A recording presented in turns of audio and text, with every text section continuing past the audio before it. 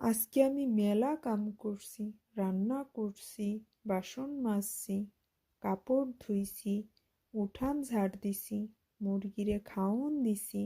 আসসালামু আলাইকুম সবাইকে। সত্যি আজকে আমি অনেক কাজ করেছি। ছাদে ছোট পরিসরে মুরগি পালনের ক্ষেত্রে কিছু তথ্য মাথায় রাখতে হবে। মুরগির থাকার স্থান সঠিকভাবে নির্বাচন করতে হবে। মুরগির ঘরে পর্যাপ্ত পরিমাণ আলো প্রবেশ করতে হবে। মুরগির ঘর স্যাঁতসেঁতে রাখা যাবে না। মুরগির খাবার পাত্র, পানির পাত্র পরিষ্কার রাখতে হবে। সপ্তাহে অন্তত একদিন পরিষ্কার করতে হবে এবং পরিষ্কার পানি দিতে হবে মুরগিকে। মুরগির খাবার তালিকায় পেঁপে পাতা, কালো জিরা, আদা, রসুন এগুলো রাখতে হবে। তাহলে মুরগির রোগ প্রতিরোধ ক্ষমতা বাড়বে। যেহেতু এখন শীতের সময় চলছে, মুরগিদের ঠান্ডার সমস্যা বেশি হয়।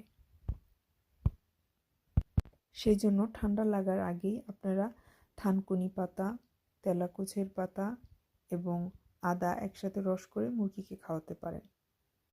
আজকে আমি মেলা কাম করছি, রান্না করছি, বাসন মাজছি, কাপড় ধুইছি, উঠান ঝাড় দিছি, মুরগিরে খাওন দিছি। আসসালামু আলাইকুম সবাইকে। সত্যি আজকে আমি অনেক কাজ করেছি।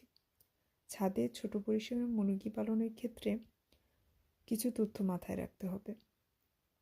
মুরগির থাকার স্থান সঠিকভাবে নির্বাচন করতে হবে।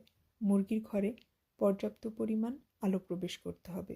মুরগির ঘর স্যাঁতসেঁতে রাখা যাবে না।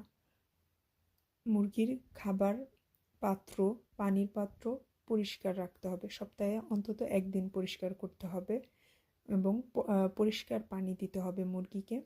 মুরগির খাবার তালিকায় পেঁপে পাতা, কালো জিরা, আদা, রসুন এগুলো রাখতে হবে। তাহলে মুরগির রোগ প্রতিরোধ ক্ষমতা বাড়বে।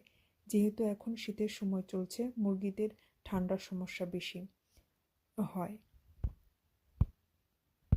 সেই জন্য ঠান্ডা লাগার আগেই আপনারা থানকুনি পাতা, তেলাকুচের পাতা এবং আদা একসাথে রস করে মুরগিকে খাওয়াতে পারেন।